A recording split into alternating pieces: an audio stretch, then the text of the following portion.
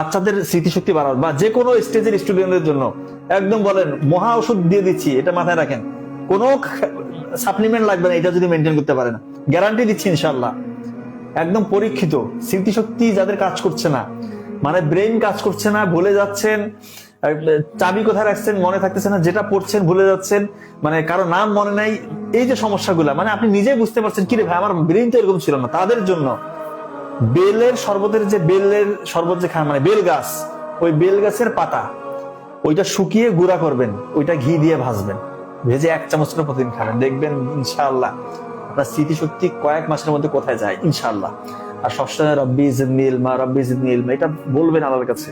আল্লাহ তাআলা জ্ঞান বাড়ায় দিবে। আল্লাহর কাছে চাইতে হবে ইনশাআল্লাহ। একদম পরীক্ষিত স্মৃতিশক্তি যাদের কাজ করছে না, মানে ব্রেন কাজ করছে না, ভুলে যাচ্ছেন, চাবি কোথায় রাখছেন মনে থাকতেছে না, যেটা পড়ছেন ভুলে যাচ্ছেন, মানে কারো নাম মনে নাই,